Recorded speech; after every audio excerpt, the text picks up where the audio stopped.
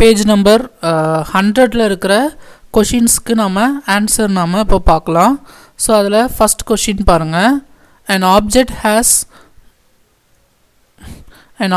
has moved through a distance. Can it have zero displacement? If yes, support your answer with an example. So இதுதான் first question.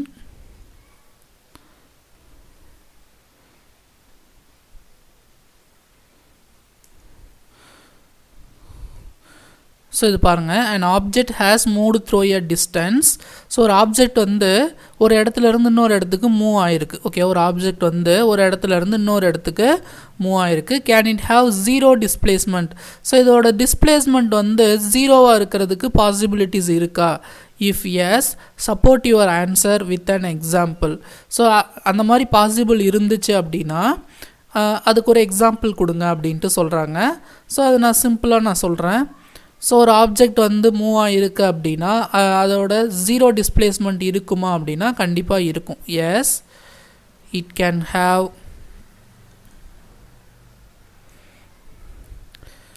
Zero displacement. So டிஸ்பிளேஸ்மெண்ட்ன்றது shortest distance from the initial position to final position, அதுதான் வந்து displacement அப்படின்னு நம்ம சொல்கிறோம். So இப்போ ஒரு object வந்து சர்க்குலர் பாத்தில் மூவ் ஆகிட்டுருக்கு அப்படின்னா, இப்போ ஒரு ஆப்ஜெக்ட் வந்து இனிஷியலாக இங்கே இருக்குது, இது சர்க்குலர் பாத்தில் மூவ் ஆகிட்டு மறுபடியும் இதே பொசிஷனுக்கு வந்திருக்கு அப்படின்னா டிஸ்பிளேஸ்மெண்ட் ஜீரோ தானே. ஏன்னா இனிஷியல் மூவ் ஆகிட்டு மறுபடியும் இனிஷியல் பொசிஷனுக்கே வந்துடுச்சு. அப்போ அது வந்து டிஸ்பிளேஸ்மெண்ட் ஜீரோ தானே. அப்போ அதுக்கு எக்ஸாம்பிள் என்ன சொல்லலாம் அப்படின்னா, when an object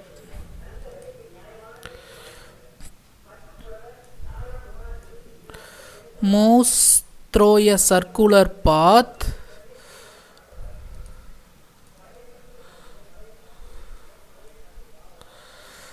and return to its initial position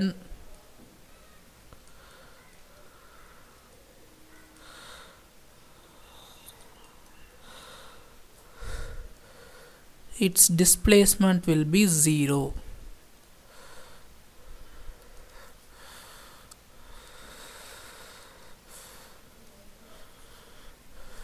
displacement will be zero. ஒரு ஆப்ஜெக்ட் வந்து சர்க்குலர் பாத்தில் மூவ் ஆகிட்டு அதோட இனிஷியல் பொசிஷனுக்கே வந்துடுச்சு அப்படின்னா அதோட டிஸ்பிளேஸ்மெண்ட் ஜீரோ. ஸோ இதுதான் ஃபஸ்ட் கொஷினோட ஆன்சர். செகண்ட் கொஷின் பாருங்கள்.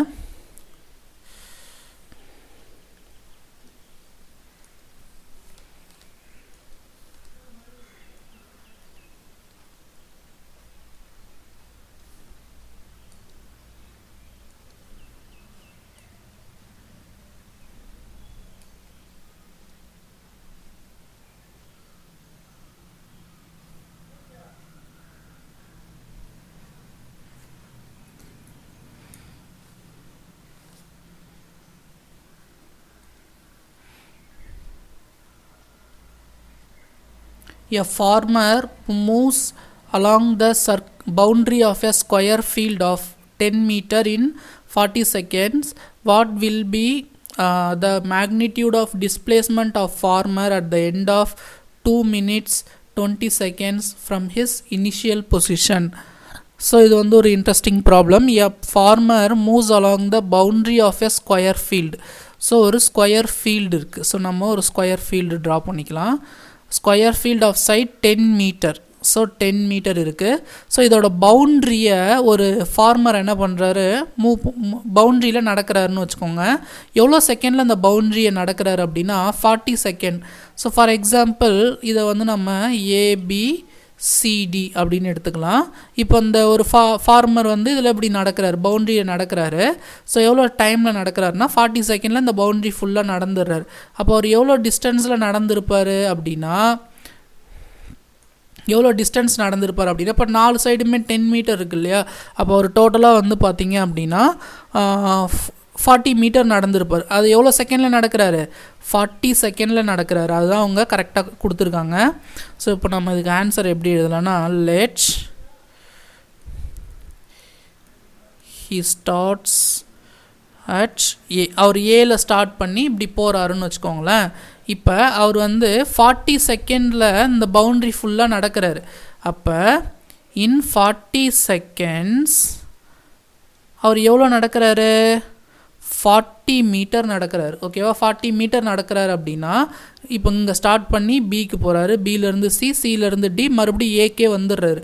அப்போ கண்டிப்பாக வந்து பார்த்திங்கன்னா அவர் கம்ப்ளீட்டாக 1 கம்ப்ளீட் ரெவல்யூஷன் அவர் போயிட்டுருப்பார். ஏன்னா இங்கேருந்து இங்கே போயிட்டு மறுபடியும் இங்கேருந்து இங்கே போயிட்டு மறுபடியும் இங்கேருந்து இங்கே போயிட்டு இங்கேருந்து இங்கே வந்திருப்பார். அப்போ மொத்தமாக கண்டிப்பாக ஒரு ரெவல்யூஷன் போயிருப்பார். 40 செகண்டில் 40 மீட்டர்னால் கண்டிப்பாக ஒரு complete revolution, one complete round வந்து அவர் வந்திருப்பார். ஓகேவா? அவங்க என்ன கேட்குறாங்கன்னா 2 minutes 20 செகண்ட் கழித்து அவங்களோட டிஸ்பிளேஸ்மெண்ட் என்ன அப்படின்ட்டு கேட்குறாங்க. ஸோ அவங்க டிஸ்பிளேஸ்மெண்ட் என்ன, அதுக்கு நமக்கு என்ன தெரியணும் அப்படின்னா 2 minutes 20 செகண்ட் கழித்து அந்த ஃபார்மர் வந்து எங்கே இருப்பார் அப்படின்ட்டு நமக்கு தெரியணும். ஓகேவா? எவ்வளோ டைம் கொடுத்துருக்காங்க அப்படின்னா 2 minutes 20 செகண்ட்ஸ் கழித்து கேட்குறாங்க. இதை வந்து நம்ம ஃபுல்லாகவே செகண்டாக கன்வெர்ட் பண்ணிக்கணும். ஓகேவா? ஸோ 2 minutesனால் எவ்வளோ செகண்டு? 2 × 20 second, 60 second. ஓகேவா? ஏன்னா 1 மினிட்டுக்கு 60 செகண்ட்னா 2 மினிட்ஸுக்கு 2 × 60 செகண்ட், அது கூட ஒரு 20 செகண்ட் இருக்குது. ஸோ 2 × 60னா 120 + 20. ஸோ டோட்டலாக வந்து எவ்வளோ டைம் இருக்குது அப்படின்னா 140 செகண்ட். 140 செகண்டில் அவரோட டிஸ்பிளேஸ்மெண்ட் என்ன அப்படின்ட்டு கேட்குறாங்க. நல்லா கவனிங்க, 140 செகண்டில் அவரோட டிஸ்பிளேஸ்மெண்ட் கேட்குறாங்க. இப்போது 40 செகண்டில் அவரோட அவர் எவ்வளோ டிஸ்டன்ஸ் கவர் பண்ணியிருக்காரு? 40 மீட்ரு. அப்போ ஒரு ரெவல்யூஷன் ஃபுல்லாக வந்திருப்பார். இப்போ அவர் எங்கே இருப்பார்? இப்போ ஏல ஸ்டார்ட் பண்ணியிருக்காரு அப்படின்னா அவர் ஒரு கம்ப்ளீட் ரெவல்யூஷன் வந்துட்டு மறுபடியும் ஏகே தான் வந்திருப்பார். இப்போது இன்னொரு 40 செகண்ட் எடுத்துக்கோங்களேன், 80 செகண்ட். அப்போ இன்னொரு 40 செகண்ட்னா 80 செகண்ட்ஸ். 80 செகண்டில் அவர் என்ன பண்ணியிருப்பார்? இன்னொரு 40 மீட்டர் கவர் பண்ணியிருப்பார். ஓகேவா? இன்னொரு 40 மீட்டர்னால் மறுபடியும் இன்னொரு ரவுண்டு வந்திருப்பார். இங்கே ஏல ஸ்டார்ட் பண்ணி மறுபடியும் பிக்கு போயிட்டு சிக்கு போயிட்டு டிக்கு போயிட்டு மறுபடியும் ஏகே வந்திருப்பார். அப்போ இதோட அவர் வந்து பார்த்திங்கன்னா 2 ரெவல்யூஷன் வந்துட்டார். ஓகேவா? அப்போ அவர் வந்து பார்த்திங்கன்னா ஒரு சைடை கவர் பண்ணுறதுக்கு 10 செகண்ட் எடுத்துக்கிறார். இப்போ ஏலேருந்து பிக்கு போகிறதுக்கு 10 செகண்ட், பியிலேருந்து சிக்கு 10 செகண்ட். ஏன்னா 40 செகண்டுக்கு 40 மீட்டர்னால் 1 செகண்டுக்கு 1 மீட்ரு. அப்போ ஏலேருந்து பிக்கு 1 செகண்ட் 10 செகண்ட், பியிலேருந்து சிக்கு 10, அந்த மாதிரி 40 மீட்டருக்கு 40 செகண்ட், 10 மீட்டருக்கு 10 செகண்ட், 1 மீட்டருக்கு 1 செகண்ட். இது நமக்கு தெரியுது. இப்போ அடுத்தது ஒரு 40 மீட்டர் எடுத்துக்கோங்களேன். அடுத்து ஒரு 40னா 80 + 40 வந்து 120 செகண்ட். 120 செகண்டில் அவர் எவ்வளோ கடந்திருப்பார் அப்படின்னா ஆக்சுவலாக 80 செகண்டுக்கு அவர் வந்து ஒரு 120 இங்கே ஒரு சின்ன மிஸ்டேக் இருக்குது. 80 செகண்டுக்கு அவர் இன்னொரு 80 மீட்டர் போயிருப்பார் இல்லையா? அப்போ இன்னொரு 40 மீட்டர் போயிருப்பார். அப்போ 80 மீட்டர் வந்துடும் கணக்கு. அடுத்தது 120 செகண்டுக்கு அவர் எவ்வளோ போயிருப்பார் அப்படின்னா இன்னொரு 40 மீட்டர் போயிருப்பார். அப்போ 80 + 40 வந்து 120 மீட்டர். இப்போ அவர் மொத்தமாக எத்தனை ரெவல்யூஷன் போயிருப்பார் அப்படின்னா 3 ரெவல்யூஷன். ஓகேவா? இப்போ ஒரு ரெவல்யூஷன் 40 செகண்டுக்கு போகிறாரு, 40 மீட்டர் அவர் கவர் பண்ணிடுறாரு. இப்போ இது முடிக்கும்போது அவர் எங்கே இருந்திருப்பாருன்னா மறுபடியும் ஏலே வந்திருப்பார். இப்போ மறுபடியும் 2வது ரெவல்யூஷன், அப்போ இன்னொரு 40 செகண்ட், இன்னொரு 40 மீட்டர், அப்போ டோட்டலாக 80 மீட்டர் கவர் பண்ணியிருக்காரு. இப்போ அவர் எங்கே இருப்பார் அப்படின்னா ஏலே தான் இருப்பார். ஏன்னா மறுபடியும் செகண்ட் ரவுண்டு போயிட்டு மறுபடியும் என்ன பண்ணுவார்? மறுபடியும் அங்கேயே வந்துடுவார் இல்லையா? அப்போ இப்போயும் அவர் எங்கே இருப்பார் அப்படின்னா ஏல தான் இருப்பார். அடுத்தது 3rd பாருங்கள். மறுபடியும் ஒரு 40 செகண்ட், மறுபடியும் வந்து ஒரு 40 மீட்டர் போயிருப்பார். மறுபடியும் 40 மீட்டர்னால் கண்டிப்பாக ஒரு கம்ப்ளீட் ரெவல்யூஷன் போயிட்டு வந்துட்டு இருப்பார். அப்போ மறுபடியும் அவர் ஏகே வந்துட்டார். ஓகேவா? இப்போ நெக்ஸ்ட்டு அவங்க எத்தனை செகண்ட் கழித்து கேட்குறாங்க? 2 minutes 20 செகண்ட் கழித்து கேட்குறாங்க. அப்போ 2 minutes 20 செகண்ட்னா 140 செகண்ட். இப்போ நம்ம 120 செகண்ட் வரைக்கும் கண்டுபிடிச்சிட்டோம். இப்போ 120 செகண்டுக்கு அவர் எங்கே இருக்காருன்னா மறுபடியும் ஏழே தான் இருக்கார். ஏன்னா சுற்றி வந்துக்கிட்டு இருக்காரு. இப்போ மறுபடியும் இன்னொரு 140க்கு இன்னும் எவ்வளோ இருக்குது? இன்னொரு 20 செகண்ட் தானே இருக்குது. அப்போ 140 செகண்ட்னா இன்னொரு 20 செகண்ட் தான் இருக்குது. அப்போ அவர் இன்னொரு 20 மீட்டர் கவர் பண்ணியிருப்பார். அப்போ 140 மீட்டர் கவர் பண்ணியிருப்பார் அவர். இப்போ 140 மீட்டர்னால் நல்லா கவனிங்க, இங்கேருந்து இங்கே வர்றதுக்கு 20 செகண்ட் தான் இருக்குது. அப்போ ஒரு 20 மீட்டர் தான் கவர் பண்ணியிருப்பார். அப்போ ஒரு 20 மீட்டர் கவர் பண்ணியிருக்காருன்னா அப்போ இப்போ அவர் ஏல இருக்கார் அப்படின்னா அவர் எங்கே இருப்பார்னா 10 ப்ளஸ் 10. இப்போ அவர் எங்கே இருப்பார்? சியில் இருப்பார். நல்லா கவனிங்க, 140 செகண்ட் கழித்து அவர் எங்கே இருப்பார்? சியில் இருப்பார். இப்போ அவர் எவ்வளோ ரெவல்யூஷன் கவர் பண்ணியிருப்பார்னா இந்த 3 ரெவல்யூஷன் கூட எக்ஸ்ட்ரா ஒரு ½ ரவுண்ட் அடிச்சிருப்பார். அப்போ 3½ ரெவல்யூஷன். ஓகேவா? இப்போது இந்த சம்மில் நீங்கள் புரிஞ்சிக்க வேண்டியது என்ன அப்படின்னா, இப்போ இந்த ப்ராப்ளத்தில் டிஸ்டன்ஸ் கேட்டாங்கன்னா நம்ம கண்ணை மூடிட்டு 140 மீட்டர் அவர் நடந்திருக்காரு அப்படின்னு சொல்லிடலாம். ஏன்னா 40 செகண்டுக்கு 40 மீட்டர் நடக்கிறாருன்னா 1 செகண்டுக்கு 1 மீட்டர் நடக்கிறாருன்னு மீனிங்கு. அப்போ 140 செகண்டுன்றது 2 minutes 20 செகண்டு. அதை ஃபுல்லாகவே செகண்டாக மாற்றினா 140 செகண்டு. 140 செகண்டுக்கு 140 மினிட்ஸ்ன்றது டிஸ்டன்ஸ் கவர்டு. ஆனால் அந்த இடத்துல டிஸ்பிளேஸ்மெண்ட் கேட்குறாங்க. நல்லா கவனிங்க, இந்த இடத்துல டிஸ்பிளேஸ்மெண்ட் கேட்குறாங்க. டிஸ்பிளேஸ்மெண்ட்னா என்ன? நான் ஏற்கனவே சொல்லியிருக்கேன். டிஸ்பிளேஸ்மெண்ட்ன்றது distance between the initial position to final position, shortest distance, அதுதான் டிஸ்பிளேஸ்மெண்ட். இப்போ நாம் இங்கே டிஸ்பிளேஸ்மெண்ட் கண்டுபிடிக்கணும். நான் அந்த டயக்ராம் மறுபடியும் இங்கே எடுத்து ட்ரா பண்ணுறேன். ஸோ இது வந்து ஏ, இது பி, இது சி, இது டி. இப்போ அவர் வந்து இது 10 மீட்டர், இது 10 மீட்டர், இது 10 மீட்டர், இது 10 மீட்டர். அப்போ 40 செகண்டுக்கு 40 மீட்டர்னால் மறுபடியும் ஏலே வந்துடுவார். 80 செகண்டுக்கு 80 மீட்டர்னால் மறுபடியும் ஏகே வந்துடுவார். 120 செகண்டுக்கு 120 மீட்டர்னால் மறுபடியும் ஏகே வந்துடுவார். இங்கேருந்து ஒரு 20 செகண்ட்னா 20 மீட்டர் தான் ட்ராவல் பண்ணியிருப்பார். அப்போ ஏலேருந்து அவர் சிக்கு தான் போயிருப்பார். இப்போ அவர் சியில் இருக்கார். இப்போ இனிஷியல் பொசிஷன் அவர் ஸ்டார்ட் பண்ண பொசிஷன் ஏ, இப்போ அவர் இருக்கிற பொசிஷன் சி. இப்போ ஏக்கும் சிக்கும் இருக்கிற ஷார்ட்டஸ்ட் டிஸ்டன்ஸ் என்ன? ஏவையும் சியும் கனெக்ட் பண்ணிங்கன்னா வர்றதான் ஷார்ட்டஸ்ட் டிஸ்டன்ஸ். இதுதான் நமக்கான டிஸ்பிளேஸ்மெண்ட். இதுதான் நாம் கண்டுபிடிக்கணும். அப்போ இதை வந்து நாம் இதிலேருந்து ஏதாச்சும் ஒரு ரைட் ஆங்கிள் ட்ரையாங்கிளை நம்ம ஸ்ப்ளிட் பண்ணி தனியாக கொண்டு வரணும்.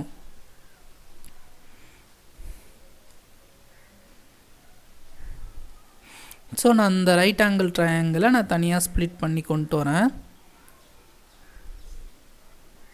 ஸோ இந்த ரைட் ஆங்கிள் ட்ரையாங்கிளில் இது வந்து 10 மீட்டர், இது வந்து 10 மீட்டர், இது ஏ, இது சி. இப்போ இவர் வந்து இதான் வந்து ஸ்டார்டிங் பொசிஷன். இப்போ 140 செகண்ட் கழித்து அவர் இங்கே இருக்கார். இது வந்து எண்டு. இப்போ 140 செகண்ட் கழித்து இங்கே இருக்கார். ஓகேவா? இப்போ டிஸ்டன்ஸ்னால் நம்ம கண்ணை மூடிட்டு 140 மீட்டர்னு சொல்லிடலாம். ஆனால் அவங்க டிஸ்பிளேஸ்மெண்ட் கேட்குறாங்க. ஸோ அப்போ இது நாம் கண்டுபிடிக்கணும். ஸோ இதுதான் வந்து இது வந்து ஒரு ரைட் ஆங்கிள் ட்ரையாங்கிள்னு எடுத்துக்கிட்டோம் அப்படின்னா இதுதான் லார்ஜஸ்ட் சைடு. ஏசி இதுதான் லார்ஜஸ்ட் சைடு, இது ஹைப்போட்டீனியஸ். இதை சைடு 1ன்னு எடுத்துக்கிட்டு இதை சைடு 2ன்னு எடுத்துக்கிட்டு நம்ம பித்தாகரஸ் தியரம் யூஸ் பண்ணணும். So from Pythagoras theorem,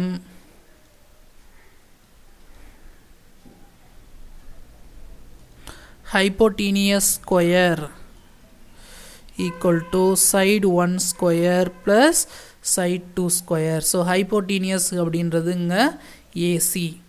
So AC square is equal to side 1 square. Side 1 square na 10 square plus side 2 square na 10 square. அப்போ AC square equal to 10 square 100. இந்த 10 square 100. அப்போ AC square equal to 100 plus 100 என்னது 200.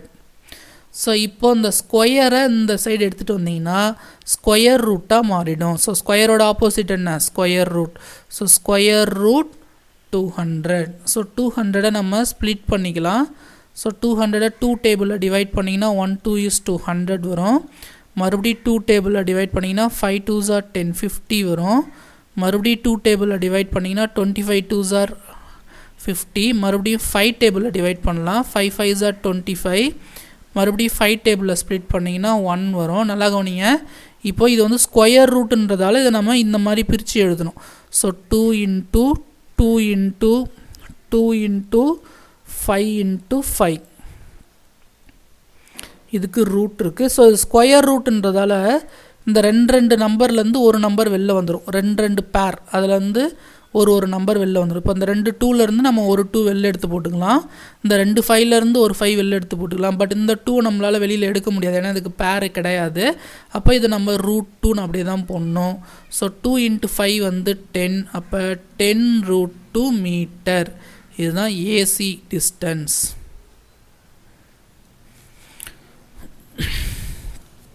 So after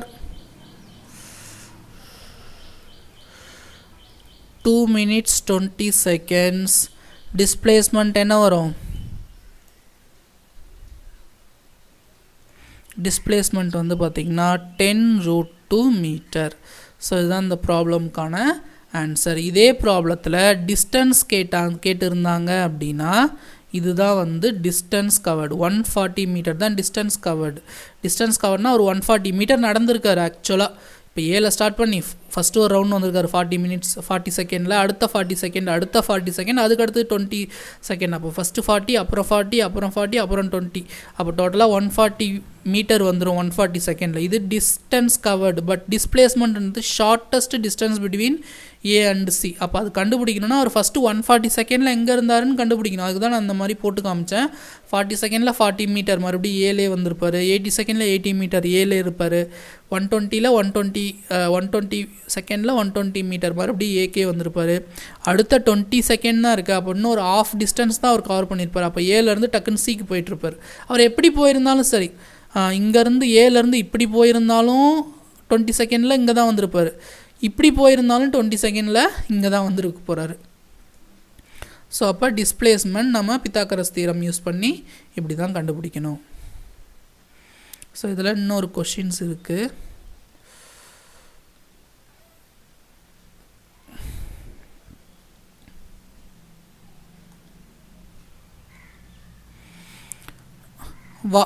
which of the following is true for displacement? So டிஸ்பிளேஸ்மெண்ட்டில் கீழே இருக்கிறதுல எது true அப்படின்னு கேட்குறாங்க. First it cannot be 0. So displacement வந்து எப்பயுமே என்ன ஆகாது அப்படின்னா 0 வராது அப்படின்னு சொல்லியிருக்காங்க. ஸோ அது டெஃபினட்டாக கிடையாது. No, it can be 0. அது வந்து என்ன வரலாம் அப்படின்னா 0 வரலாம். ஏன் எப்போ 0 வரும்? ஒரு ஆப்ஜெக்டோட ஸ்டார்டிங் பொசிஷனோ எண்டிங் பொசிஷனோ சேமாக இருக்குது அப்படின்னா displacement shortest distance will be 0. ஓகேவா? It can be 0 when the object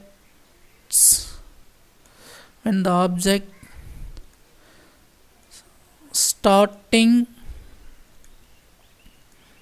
and final positions are same.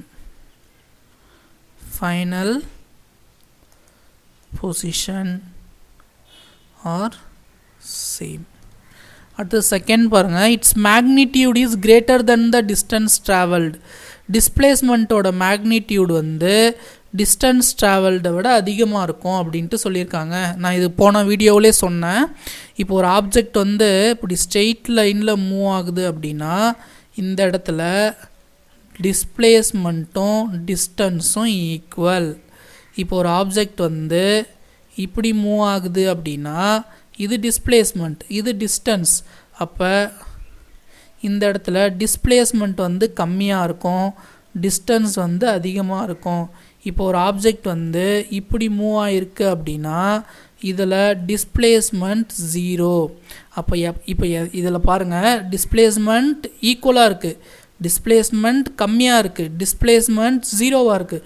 அப்போ டிஸ்பிளேஸ்மெண்ட் ஒன்று 0வாக இருக்கலாம், ஒன்று 0வாக இருக்கலாம், இல்லை கம்மியாக இருக்கலாம், இல்லை ஈக்குவலாக இருக்கலாம். பட் கண்டிப்பாக டிஸ்பிளேஸ்மெண்ட் அதிகமாக வர்றதுக்கான சான்ஸே கிடையாது. ஏன்னா நம்ம ஒரிஜினல் டிஸ்டன்ஸ் தான் டிஸ்டன்ஸ் அப்படின்னு போட்டிருக்கோம். டிஸ்பிளேஸ்மெண்ட்ன்றது ஷார்ட்டஸ்ட் டிஸ்டன்ஸ். அப்போ கண்டிப்பாக அது வந்து என்னவா வராது, அதிகமாக வராது. அப்போது நோ,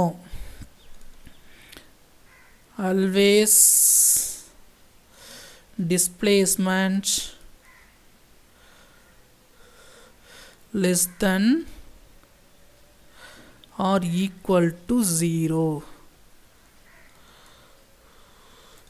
So displacement வந்து எப்பயுமே எப்படி இருக்கும், less than or equal to 0 கிடையாது. distance covered distance covered or distance traveled. distance traveled விட displacement எப்பயுமே எப்படி இருக்கும், less than இருக்கும், அப்படி இல்லைனா ஈக்குவலாக இருக்கும். கண்டிப்பாக வந்து அதிகமாக வராது, டிஸ்டன்ஸை விட டிஸ்பிளேஸ்மெண்ட் அதிகமாக வராது. ஸோ இதுக்கு உங்களுக்கு ரீசன் உங்களுக்கு புரியல அப்படின்னா நீங்கள் ஃபஸ்ட்டு வீடியோ போயிட்டு பார்த்துட்டு வாங்க, அப்போ தான் உங்களுக்கு புரியும். Okay, thank you students.